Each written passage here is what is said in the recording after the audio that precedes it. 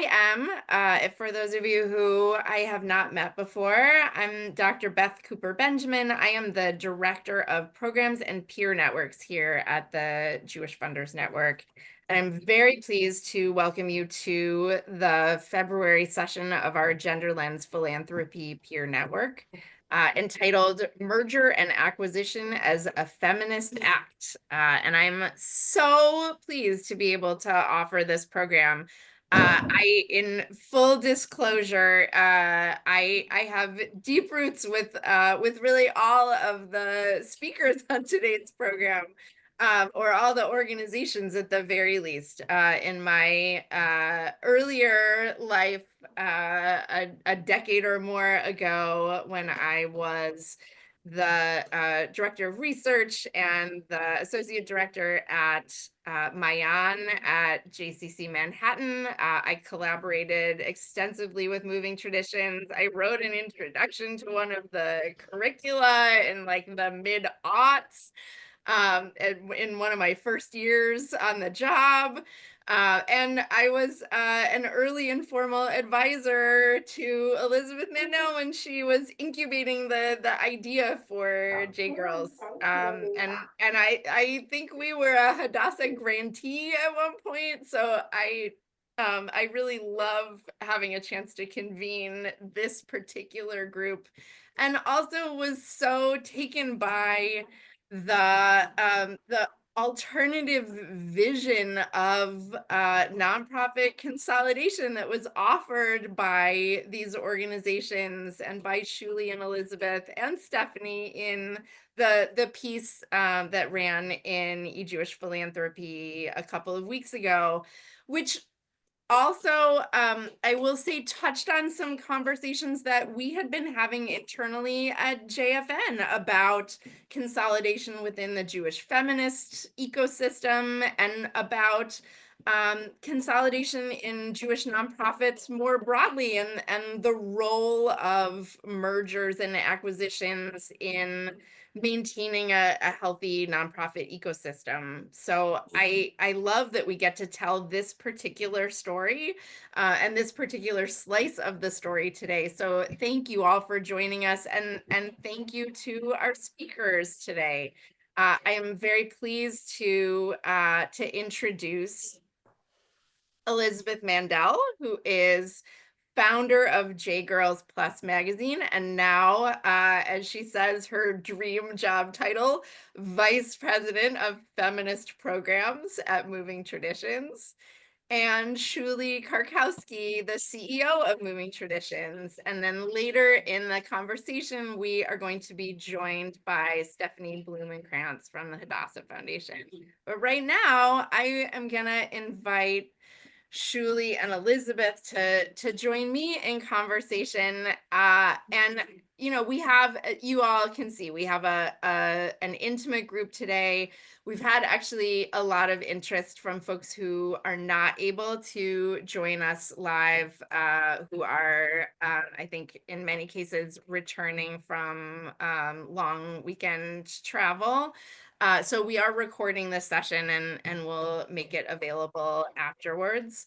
But because we are a smaller group, I'm very happy to make this a really collaborative conversation. So feel free to ask your question, raise your hand, drop questions in the chat, however you are most comfortable.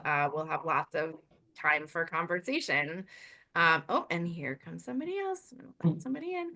Okay. But to start us off, for those who may not have seen the piece in EJP that sparked this conversation, or who may be less familiar with your organizations, I'd just love to kind of hear the backstory. Elizabeth, why don't you start by telling us a little bit about JGirls Magazine and your organizational story and how you kind of came to the point of this this acquisition experience. Sure. So first of all, Beth, thank you so much for this wonderful invitation and opportunity. And thank you to everyone for coming. I see many people on this call who have supported our work and enabled JGirls Plus to exist in many different capacities. So hi, friends, and thank you to all of you so much. So for those of you who don't know, JGirls Plus Magazine is an online community and literary magazine in which all content is created by and for Jewish teenage girls and non-binary teens.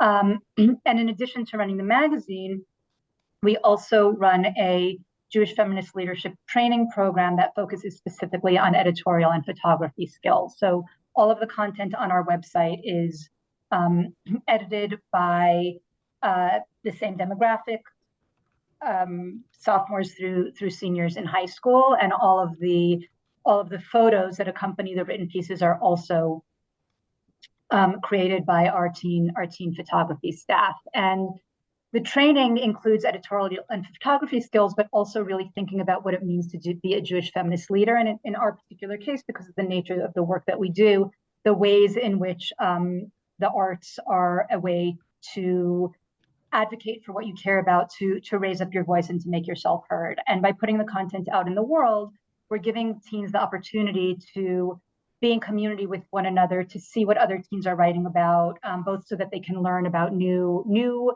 ideas, new things that are happening among their peers across the country and across the world, and also to see that they're not alone in a lot of the challenges that they're facing. And our young people are writing about everything from why I love camp to much more serious issues such as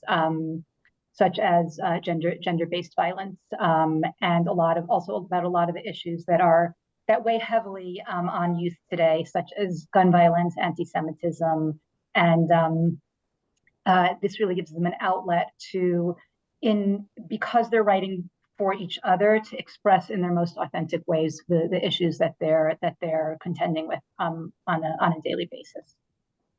And so we've worked very closely with other organizations that work with teens, particularly on feminist programming, thinking about the Jewish feminist future. And among those organizations has been Moving Traditions.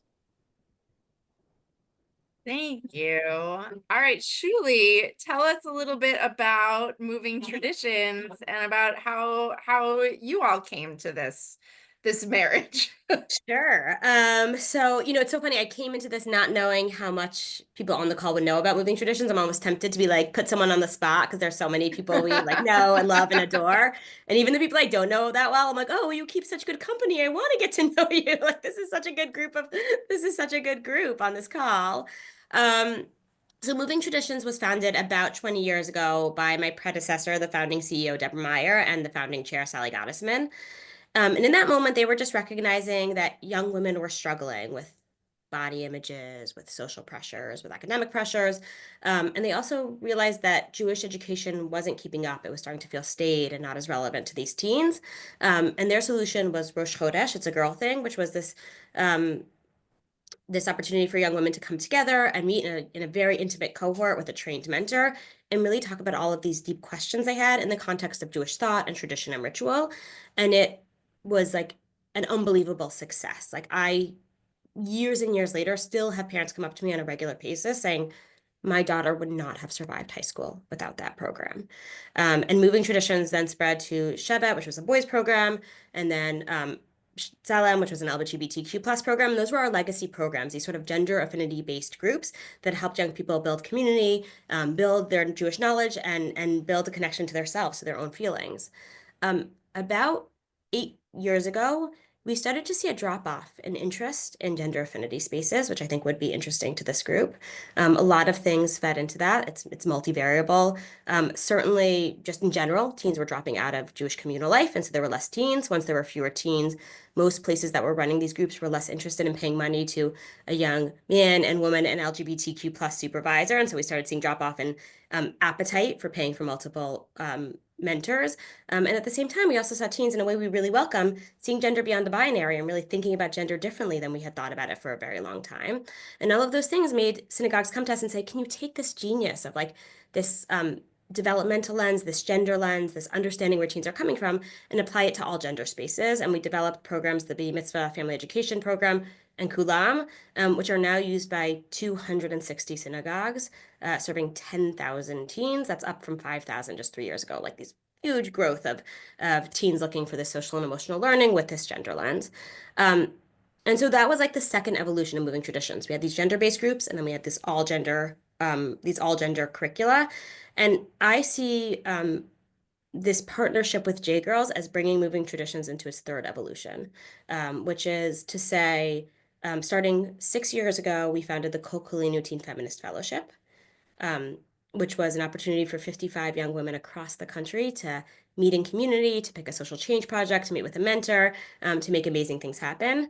Just 2 years ago, we launched KUMI, which was an anti-racist, anti-oppression fellowship at the intersection of anti-Semitism and sexism and racism, which is at least 1/3 Jews of color and 2/3 Jewish teens for whom racism is a galvanizing piece of their Jewish identity. And so we had these two fellowships, and we're like, what happens next? And it became really clear to us that we wanted to see a proliferation of teen leadership around feminism, around equity. And lo and behold, I started talking to Elizabeth. And interestingly, like when I think of JGirls, I primarily thought of it as a leadership institution, as a way to train teens with some of these skills around giving feedback and thinking critically and analyzing text that felt very part and parcel of the work we were already doing. And that's what sort of launched the conversations with Elizabeth. I'll just sneak ahead and say, like, as these questions came up with our board, they suddenly were like, wait, this isn't just a leadership program. This is a periodical. This is like, we're going to be a publishing house. Like, do we know what liability? We're a media organization. Like, that changes everything. It's not just a leadership opportunity, which all played into some of the really interesting conversations we had about the acquisition that I'm sure will come up as time goes on. But all of this to us felt like step one of this deal was us understanding, of this opportunity was us understanding that JGirls felt like, oh my God, how is it not already a part of what we do? We covet this program. We love it so, so much. Well, that's a great intro and framing, and you've taken us right up to the point of this this marriage proposal. I don't know how to talk about it without somehow winding up in like weirdly patriarchal and romantic metaphors, but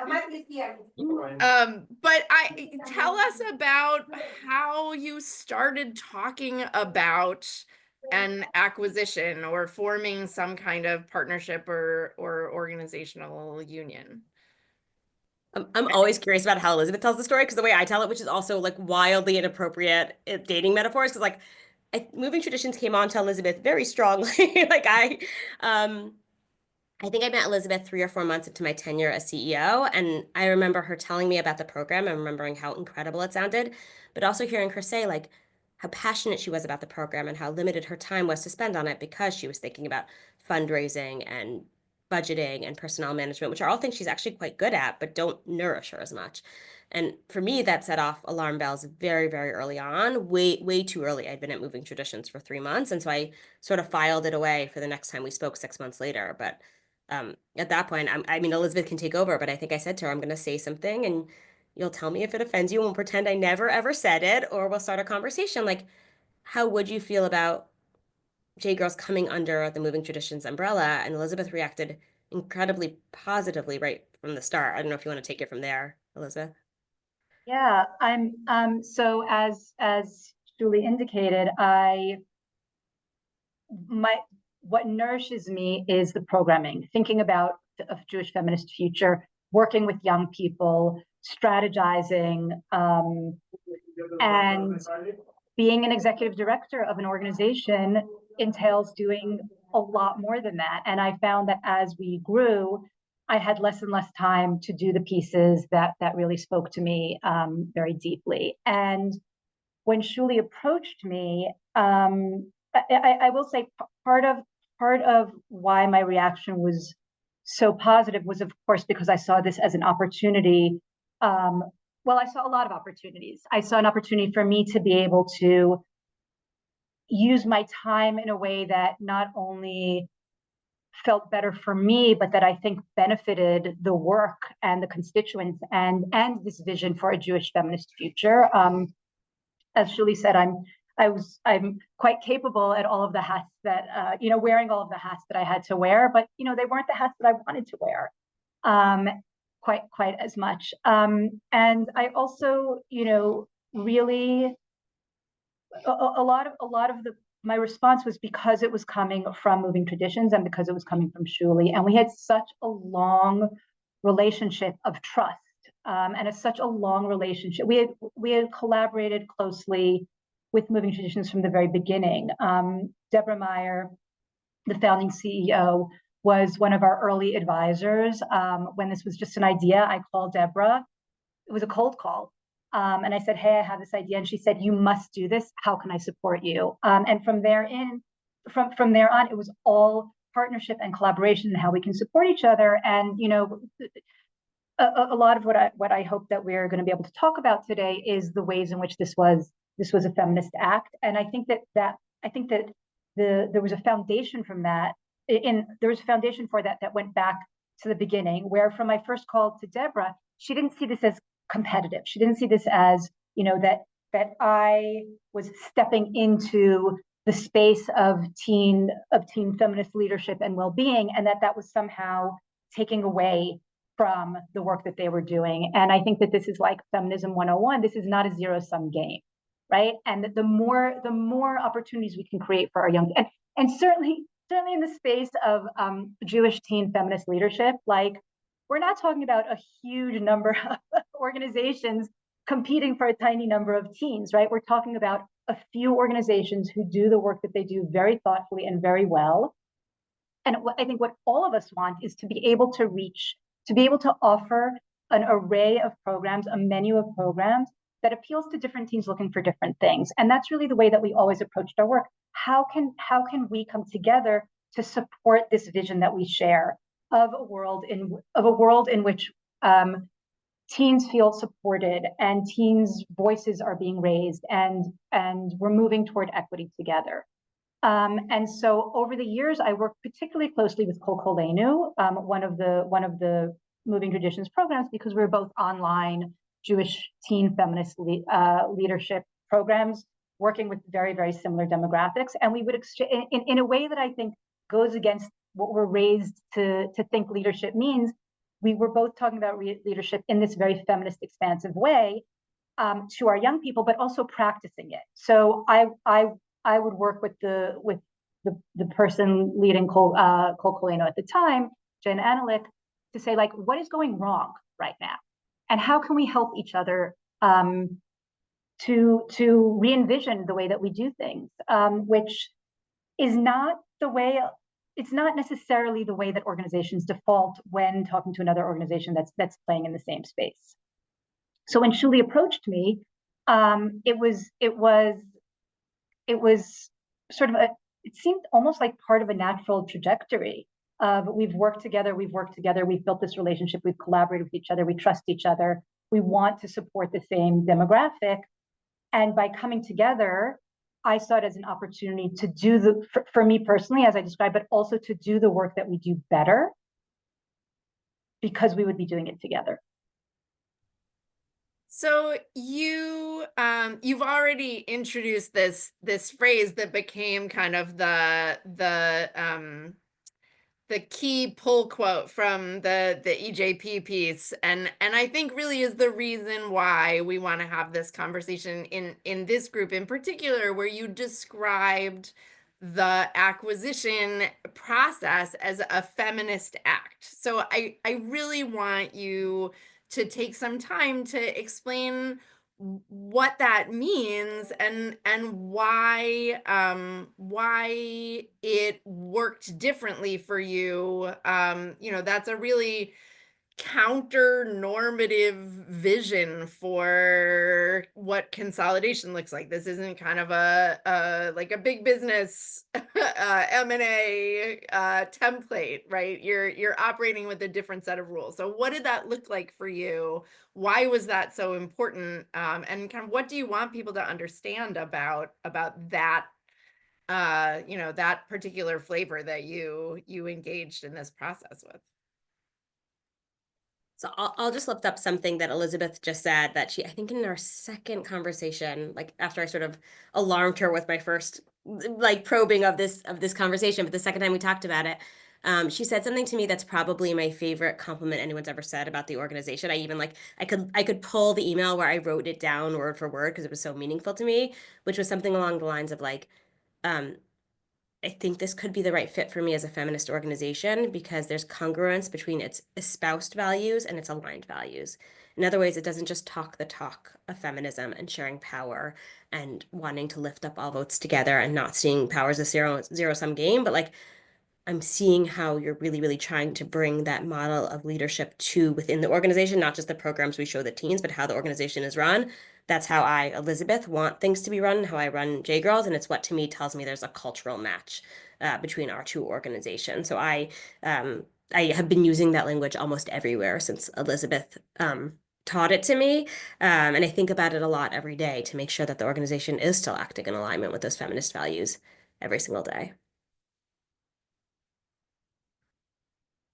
Yeah, yes, and that, as Julie said, that's the way that we try to run every aspect of the organization. You know, with all of the hats that I wore, and it was something that I'd seen in Moving Traditions with this work over the year, and also in the way that Julie approached me. That this was, you know, we're a tiny organization. At the time of acquisition, the staff included me and one other half-time person.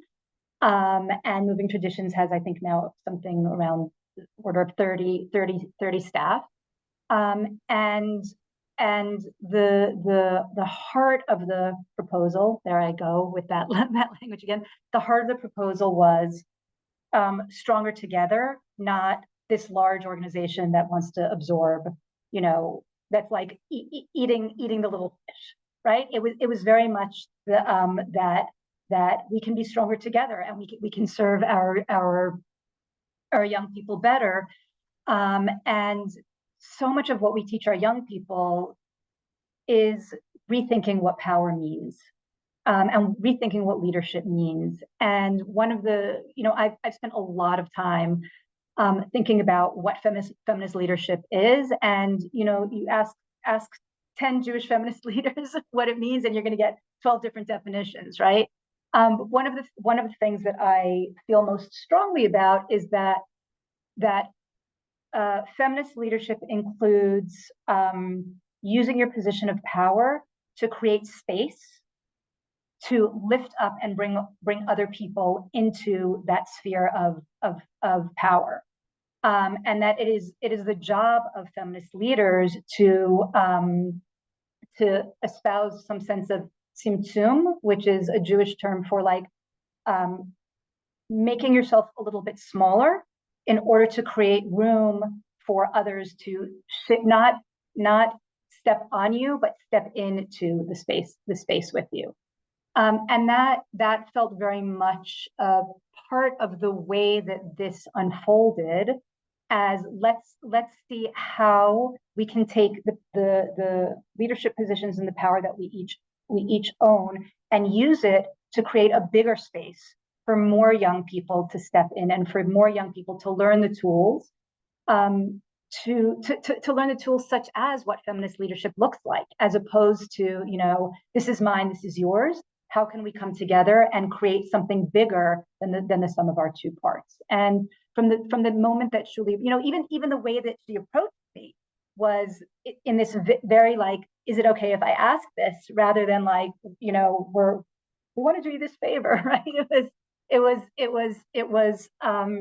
then so much part of the way that the whole. So it was over a year from the time Julie first asked me until it was probably almost a year and a half until we, you know, officially signed on the dotted line. And the whole process, the act itself was feminist, right? To say that we can, that in collaborating, in making the collaboration that had been going on for years official, in formalizing it, we can better serve the Jewish feminist future and the shared vision that we have for what that looks like. And I'm sorry, I've lost my train of thought. I have so many ideas. Every time I talk about this, I get very excited. I have a lot of ideas.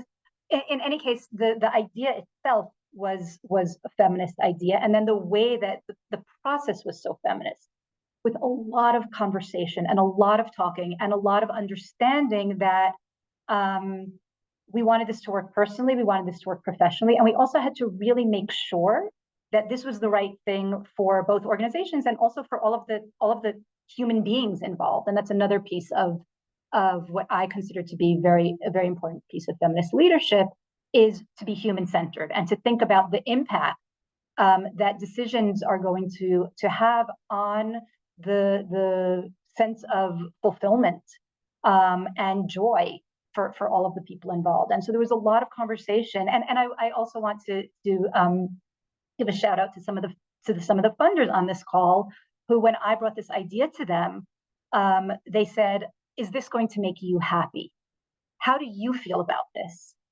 And it's one of the reasons that I feel so honored to be in the company of the funders on this call. Also, is that they share this vision of human-centered feminist leadership.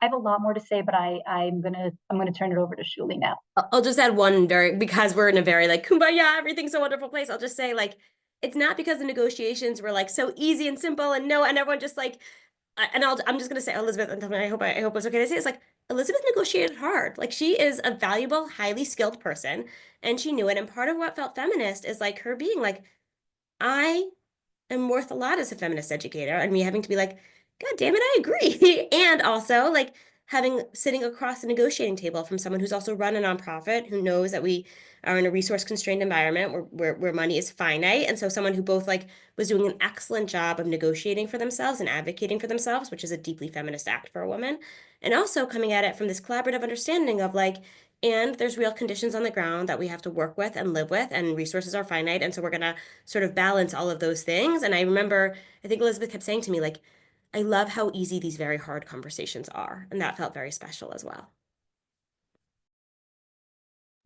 Well, that's great. I was going to ask you to give us a little bit of insight into, some of the negotiations, but since you're bringing up the funders, in your ecosystem, in your spheres of influence, I'd be curious to know, like, at what point did you have conversations with your individual and mutual funders? And you mentioned getting a lot of support, but what were those conversations like? How did you decide when to initiate those conversations? And tell us how that process went.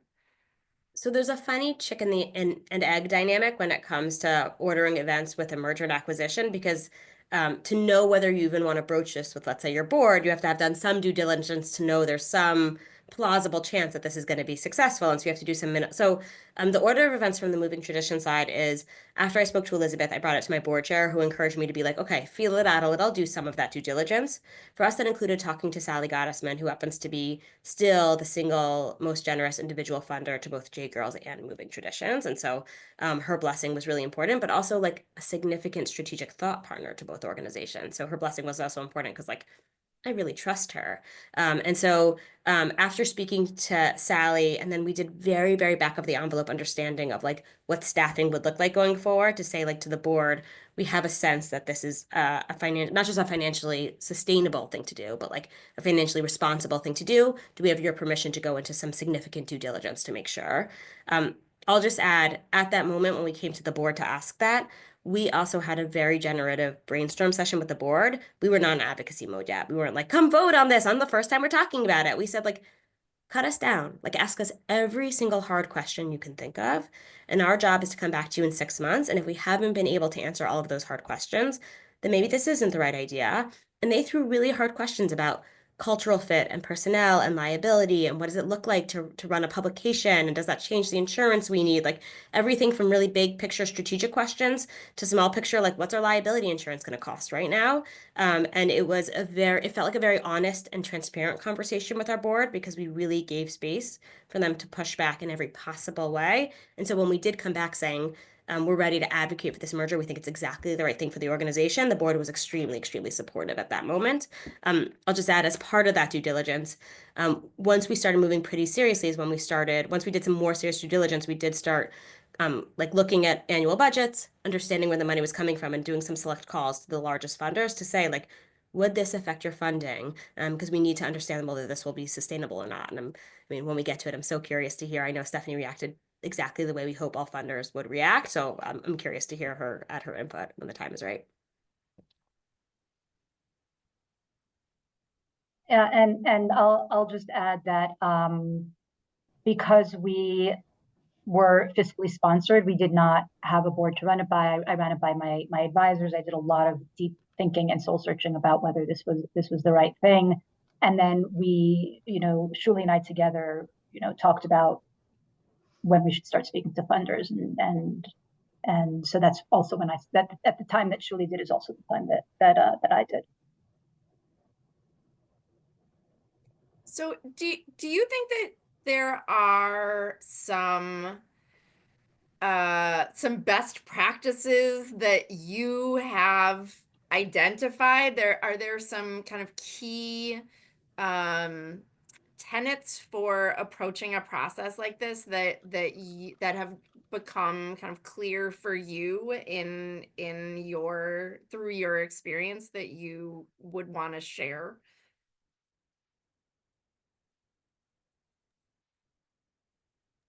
I love watching the two of you like try to make eyes at each other to figure out who should go first, which is very hard to do on Zoom. Yes.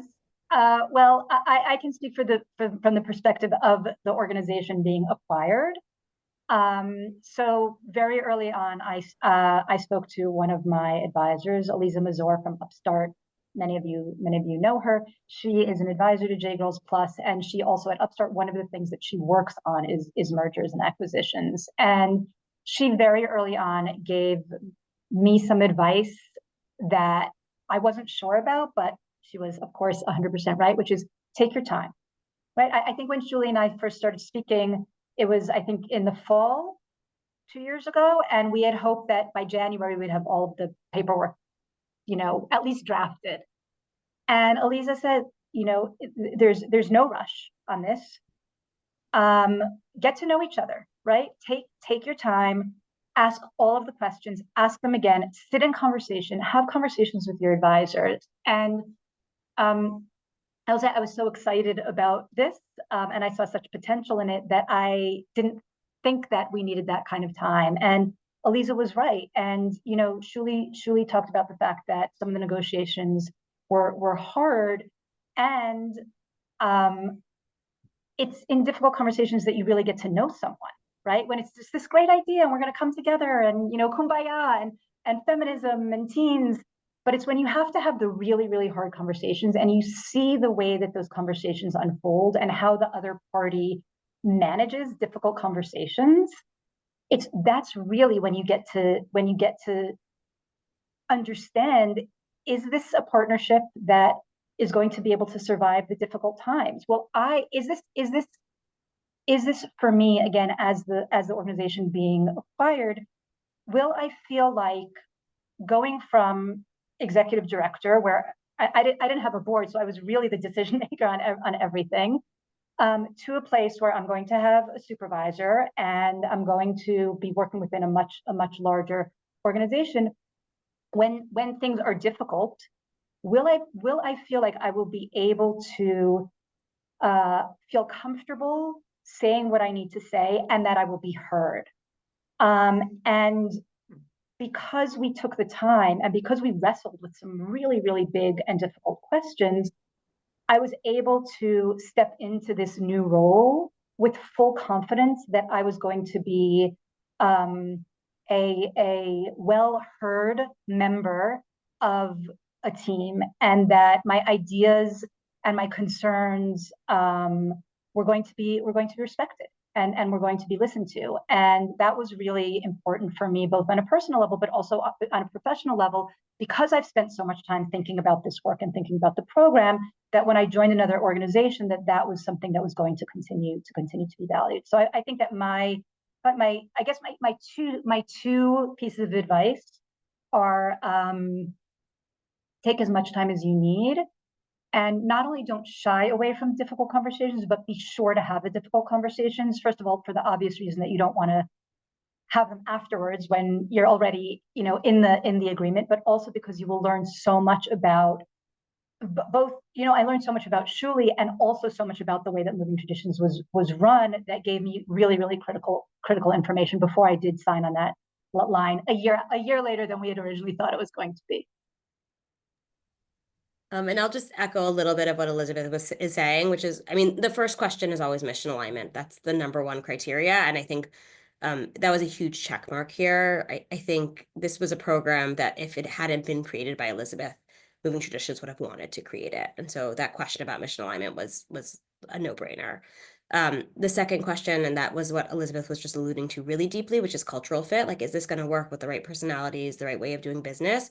That also very quickly became clear that with Elizabeth and Bex, who's the program manager that also came on board, were extraordinary assets for the organization and actually joined our staff retreat about 6 months before the acquisition. Like, we took the chance and invited them to our staff retreat, and I'm so glad we did, because it changed the dynamic of that staff retreat in a really wonderful way, where it became really, really clear, like, this is going to be part of a really, really wonderful working relationship. And then the third thing I'll add is, like, this is what I always say in the finance and operations, we say this all the time, it's gendered, but like, cash is king. Elizabeth came from a position of strength. She had run a really sustainable organization. It had a balanced budget most years. It had significant cash reserves.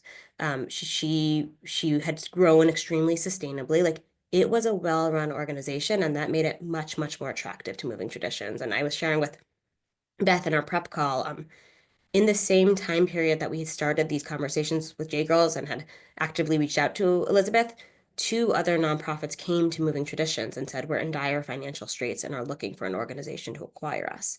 And in both cases, it did not feel that I, as a fiduciary of Moving Traditions, could even think about having continuing conversations, because it would have been a drain on the organization's resources in a way that was not responsible.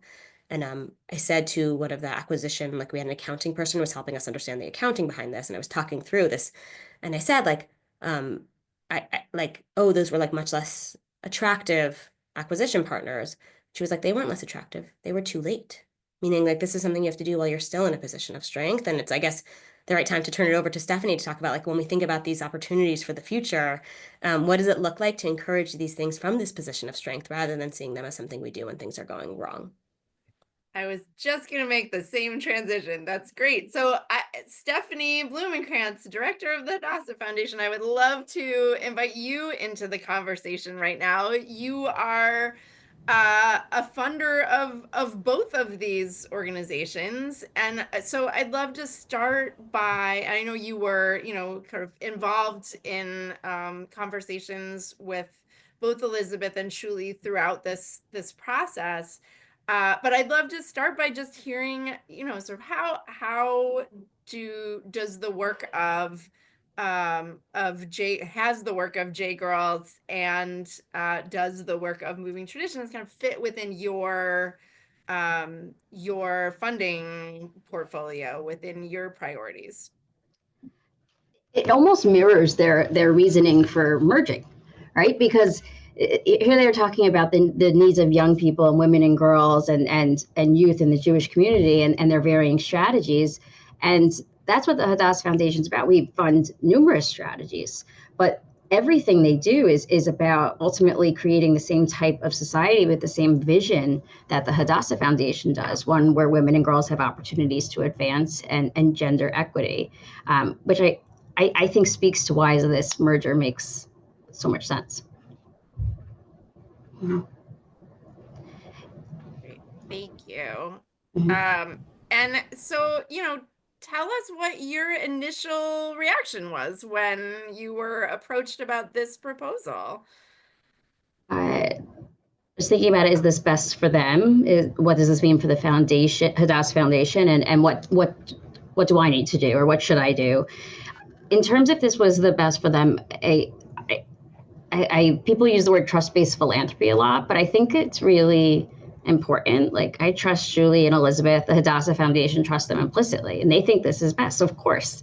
I also want to add that at both of these organizations' foundings, it was Hadassah Foundation that I think gave the initial grant to Moving Traditions, and I think Hadassah Foundation was involved in JGirls' initial fundraising years, so of course this is what we should do. It felt like if the foundation did not move forward and support it in a strong way, like, we were limiting our impact, and we would continue to have only localized impact, smaller, which is fine. But like, if we really want to, have like do something, we have to take a risk. And that's what this was. And it didn't mean that we were going to just make one grant now. It as Elizabeth said, and Julie, JGirls was financially very strong, and they weren't merging because of financial need. They were merging because the issues have gotten to such a level that we have to try new things. We have to come together and create new ways. Otherwise, what are we doing? So we have to double down. We have to fund both organizations, and they're going about this and trying in new ways. We have to be in it 100% with them. And I thought long and hard about how to explain this to the board, and I practiced it, and I was like, and they were right there. They were, I was like, what are you concerned about? It was really nothing. It was like logistics and not knowing things and lack of transparency, which is, I mean, that's part of my job. Like I could help with that. So it wasn't that difficult. I did feel like a very strong need to be an advocate. I also felt like I didn't want to get in the weeds. I think there are some funders that are operational and they do programming, and that's not what we do. And I was trying to be very aware of that throughout. But I think that would look very different depending on each individual foundation.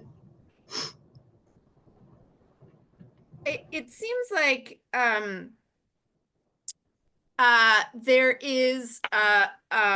there might be an assumption with a funder that especially someone who funds both entities involved in this kind of consolidation, that it will result in some kind of cost savings, or to look at it in that way. But it seems like that's really not the way that you were looking at it. And that I wonder if like that was part of your concern about approaching your board, that would they have had that assumption? Was that part of the It dynamic? was, but in the opposite direction. Like, because they're saving costs, look what they'll be able to do. Like, we need to fund that. Like, that's going to be incredible. Like, we need to add more, not less, because of these advancements. Like, we need to move with the tide. Otherwise, we won't be helping.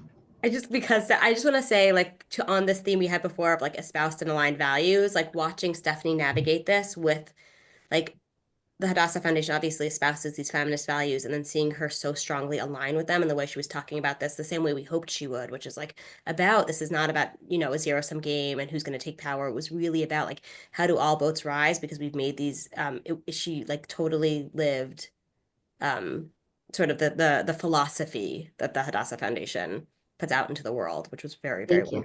The one other thing I want to add is that I saw very early on that Elizabeth and Julie so valued one another's strengths and like wanted to bring them in. And I was like, it was incredible. Like that was feminist to me, because we're people. I mean, I have millions we all have weaknesses, and they saw the power of their partnership and the differing programs, and it was like a spark.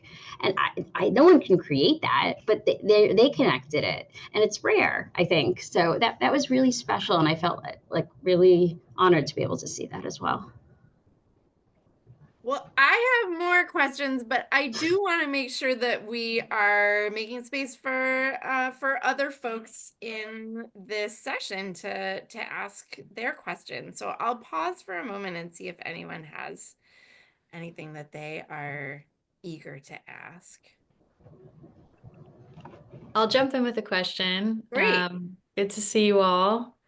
I find this to be like super helpful and refreshing, honestly. So just gratitude both for JFN for hosting, and for Shuli and Elizabeth and the rest of your teams for putting this together. Yeah, you and I just had a conversation about how do we have this conversation. You're right. And that is exactly where my question is going. Honestly, I would love some advice from Shuli and from Elizabeth. So, and I wonder to what degree other funders on this call can feel like this question is relevant for them too. I think that if we look at the state of our sector, we can probably collectively identify a number of really high potential mergers and acquisitions, both in the gender space and maybe just broadly in the Jewish nonprofit sector. And I would love for some advice from the two of you, and honestly from anyone else who's on this call. What do you feel like needs to be true for a funder to be able to approach this conversation with their partners? Obviously, we walk a fine line in terms of what our relationship is. We want to acknowledge the power dynamics at play as much as we try to mitigate, but what sort of made this, like, what advice do you have for funders who might be seeing potential opportunities in the field and having gone through this and the relations that you have with both your boards and your funding partners to make it a meaningful conversation and not That's a so, and just one? Rebecca, to fully understand the hypothetical, is it like, Yeah. is the question, is for a funder who I know is extraordinarily respectful of like the autonomy of its grantees, is there an appropriate way to approach a grantee to suggest a merger Yeah. acquisition like this? Yeah. Is that the question? Because Yeah. it is interesting, because this is one that really, really came from the two of us, and so there was no undue pressure, and it felt really easy and lovely. That's a really, really hard question. Yeah. In the I'm gonna absence think of about it. that you just described, like, what do you Yeah. recommend? Yeah. Ooh. I'm going to come up with an anecdote while they're thinking. Yeah. So one thing I've done that does not even brush upon what you're suggesting is just like reminding them like, oh, like I just heard so-and-so is doing work in this area, which is not that. And I think the times that I have said something like that, like I have to be aware that this might fail entirely should it go forward. Like I'm suggesting this as a funder because it could work, you know, like, but like, I don't know. Like, so I can suggest it, but I have to then take responsibility, I think, for it not working, should it then, because Sure. I'm putting myself in the game. Yeah. So yeah, and I think that's exactly right. And then the other thing I will say is I think it would be hard to suggest a specific merger acquisition as a funder, but I think the thing that I have experienced from funders that was really helpful, and I'm thinking like a meeting I had with Barry Feinstone at Jim Joseph, where he said like the thing ED spend way too little time thinking about is the long-term future. And we also I have a funder who's like very significant in the hedge fund world, and he said to me like, great that you grew last year and the year before. Couldn't care less. What's it look like in 5 years and 10 years? And in a much lower pressure way, that actually was the impetus for me to have this conversation with Elizabeth. Because I said to myself, like moving traditions have been growing so healthfully when it came to what we call our B2B work. Like we have been working with more and more Jewish institutions. And I kept asking myself, like, do we need to be diversified and be working more and more directly with the teams themselves? And that was the thought process that when Elizabeth said, like, this is an amazing program, I just want there to be more of it, and I want to be able to do more of it. I said to myself, oh, that's a program working directly with teens. That's exactly where Moving Traditions needs to be doing more and more of its work. And so it was prompts to think about the long-term future that really spurred this along. And I think prompts about the long-term future could also spur thinking about financial. This was not born of financial hazard, but to the extent that does come up in this world, you could get people thinking about it before they're in that zone. That makes them a less palatable partner for these conversations. I think it's a very important question we need to consider because we have information and we see what's going on. So to consider. Yeah. Sorry, Elizabeth. I think also part of why this conversation feels fraught has to do with why we feel that it's so important to highlight that this is a feminist process. I think that part of the reason why it feels so fraught is there's this idea that, you know, this is mine and that's yours, and I have to hold on to mine, and you have to hold on to what's yours. Right. That we really pushed back against by doing this, right? By saying, like, I mean, of course, I feel tremendous ownership over JGirls Plus. I founded it. I've been running it for almost a decade. But what's important for me is that we do what's best for our constituents. And I think that because we live in the patriarchy, right? There's this real idea of, I created this, I founded it, I've run it, like, it's mine. This is my territory. Like there's a territoriality about it. And so I think that in thinking about approaching organizations to talk about it, we're really talking about a much larger shift in the way that we think about ownership and power. So, which I'm not giving you an answer. I'm actually complicating the question. The question that you're asking. No, it's helpful. Yeah. And again, like I think that you know, I tell my children, Love is not pie, love is sunshine, right? We're not dividing it up and then it's gone. There's enough of it for everyone. And of course, in this work, there's a lot of pie, right? The funding is pie, but the capacity for programming and for working with whoever your constituents are, and for thought leadership and for collaboration, that it at least approaches sunshine, right? There's enough of it to go around. There's enough of it for everyone. And I think that that's a tremendous shift in thinking from the way that we're raised in the reality of the patriarchy in which we live. Mm-hmm. I also, what Shuli mentioned earlier in terms of how she approached the initial conversation with you, Elizabeth, is sticking with me. Like, if this comes across the wrong way, let's pretend this never happened. And maybe that's also okay, as long as you have sort of the foundational relationship with your partners to warrant that, right? And just to add the level of rapport I felt with Elizabeth so early on, that it felt safe to say something a little bit out there and know that she, even if she just didn't love it, she would judge the idea, not the person, and that's a much easier conversation to have.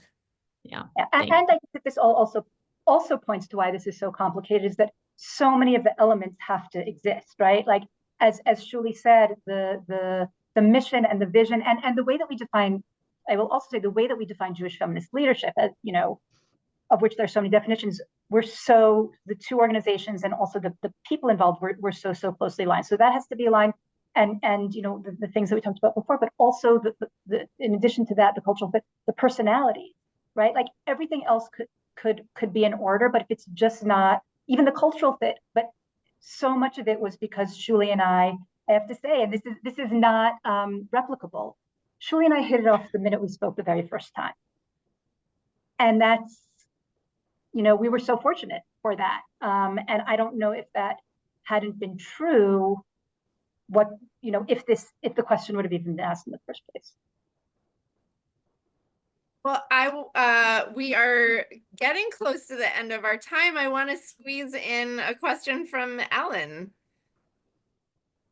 Thank you so much. This has been such a great conversation, and I was thinking along similar lines with Rebecca, not so much about how to approach a grantee partner, but just how to give this even more visibility, because I felt like the article in EJP, this conversation, this incredible model that can serve as a way to not only strengthen our particular field, but really our ecosystem in general. And so I think one of the big challenges for all of us on this call is to think together and separately and with our other partners about, like, how do we continue to amplify this and make it more well-known, so that for people who say, like, oh, a feminist model, well, that doesn't apply to the work that I'm doing.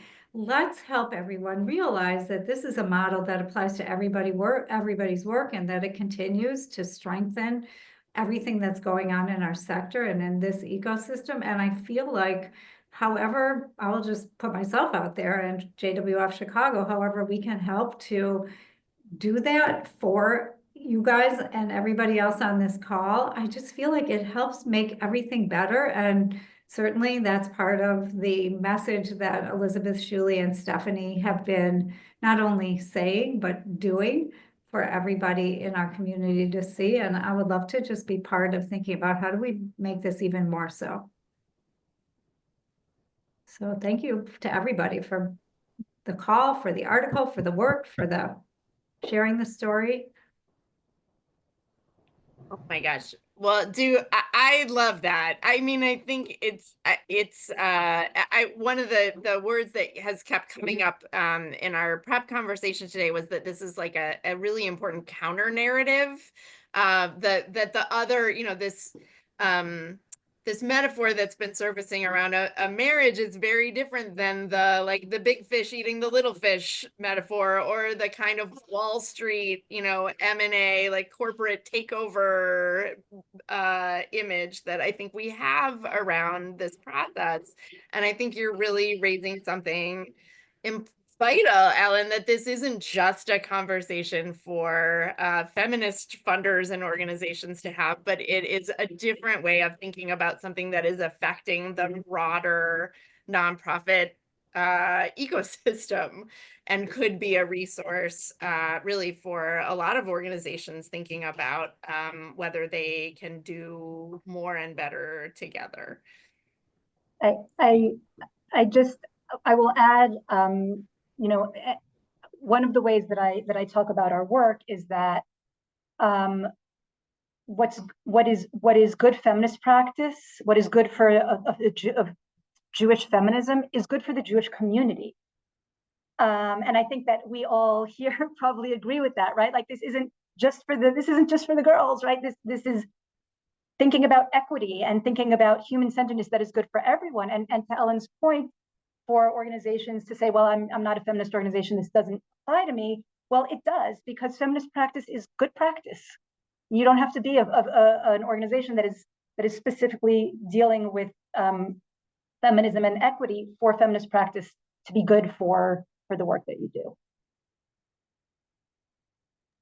Well, that's a great note to close on.